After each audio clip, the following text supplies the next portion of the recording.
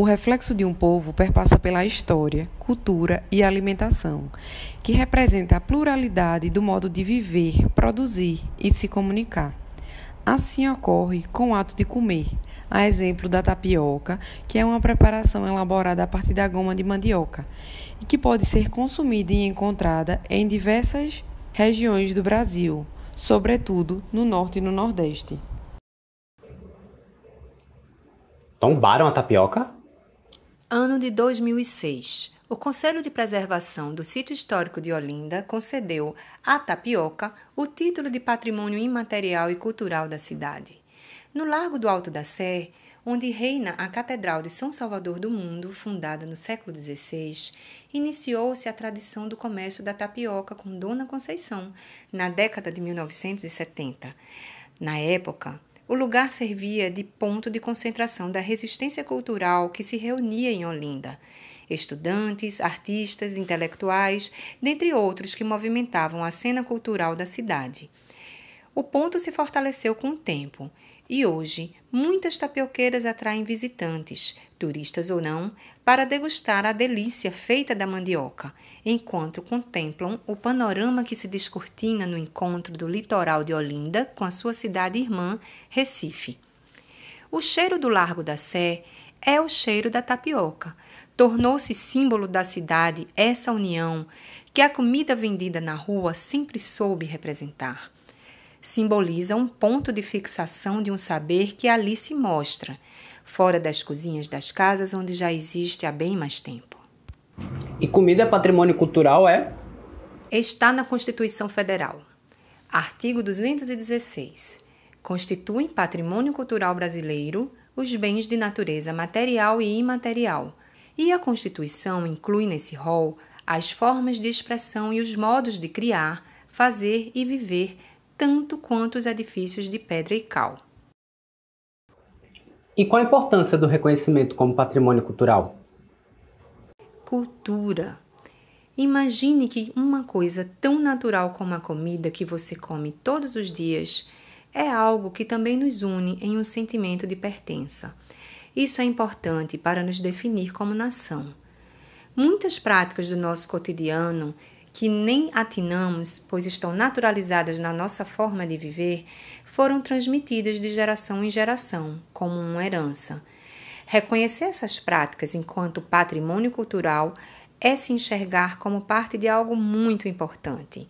Foi nessa lógica que diversas preparações brasileiras foram declaradas patrimônio cultural imaterial. E o que muda na prática? A declaração representa um compromisso com a sua proteção. É importante frisar que, como patrimônio imaterial refere-se a algo que não se toca, não é a comida em si que é alvo da proteção, mas o seu modo de fazer, de comer e tudo o que a ela está associado. Mas vem cá, de onde vem a tapioca?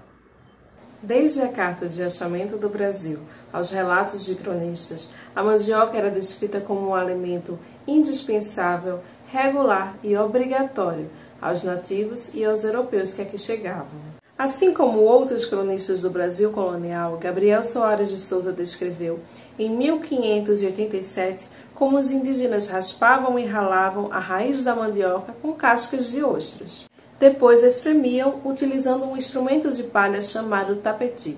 A massa espremida era cozida no fogo com a meia cabaça, mexendo até formar uma farinha bem seca. E quem que inventou a tapioca? Do processamento indígena da mandioca, apenas modernizou-se os instrumentos. Da massa ralada, fazemos as mais diversas farinhas com incontáveis nomes e formas. Junto com o líquido escorre o amido, que sedimenta, formando a goma com que fazemos a tapioca. A tapioca é semelhante ao beiju, mas foi menos popular.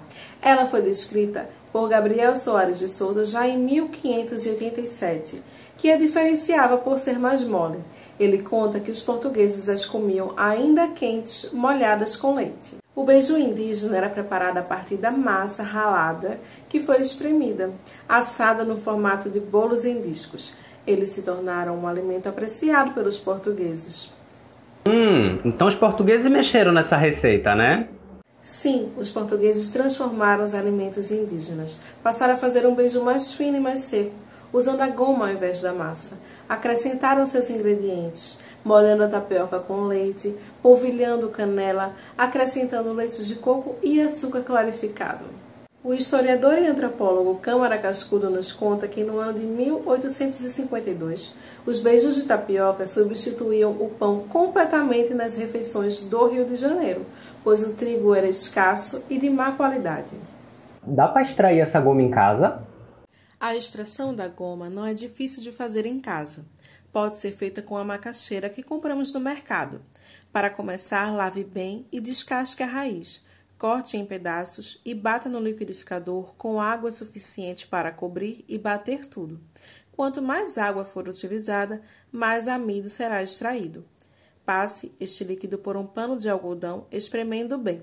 O amido é super fino e passará pelo pano. Deixe este líquido repousar no recipiente para que o amido sedimente no fundo. Depois de algumas horas, basta escoar a água com um pano limpo e obteremos a goma. A massa resultante pode ser usada em bolos, pães ou pudins. Esta goma fresca tem durabilidade de cerca de 3 dias em geladeira. Mas atualmente é muito fácil encontrar em mercados a goma de tapioca já pronta e peneirada. E como é que se prepara? Aqueça a frigideira de ferro quente, adicione a goma já peneirada e preencha toda a base da frigideira com uma camada não muito fina para não rachar. Em seguida, adicione o recheio, que tradicionalmente é o coco fresco ralado, e aguarde por 30 segundos. Vire a tapioca e deixe por mais 15 segundos. Agora é só adicionar a manteiga, que preferencialmente seja a manteiga de garrafa, e se deliciar. Adaptar as tradições para agregar novos valores é uma forma de mantê-las vivas no cotidiano popular. Além da variedade de recheios, a massa também pode ganhar versões inovadoras, como a tapioca rendada, com queijo coalho ralado, ou até colorida, com corantes naturais. Como essa tapioca, de massa verdinha, à base de coentro, recheada com queijo coalho defumado e geleia de caju.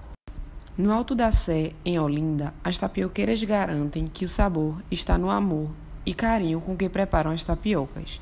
Mas é possível perceber algumas diferenças no preparo, como a utilização do fogão a carvão, que interfere no sabor final da tapioca. E o que é que a tapioca representa para a senhora na sua vida? Muita coisa. A minha vida toda foi... Antes eu era costureira. Deixei de costurar, comecei na tapioca. Mas tudo que eu tenho é da tapioca. É da tapioca. Na verdade, muitas práticas, desde brincadeiras de criança a cerimônias religiosas, são parte do nosso patrimônio cultural. Muitas outras flutuam, aparecendo e desaparecendo, às vezes de modo fulgurante, como fogos de artifício. Então, dá para entender que a nossa cultura é dinâmica. Não dá para mantê-la numa redoma, mas dá sim para oferecer condições para a sua continuidade, na memória, nas histórias e com as transformações naturais no nosso dia a dia, sempre se ressignificando. Também segue a tapioca, está na sede Olinda e está nas nossas casas, transformando-se e nos alimentando, mais presente do que nunca na nossa vida.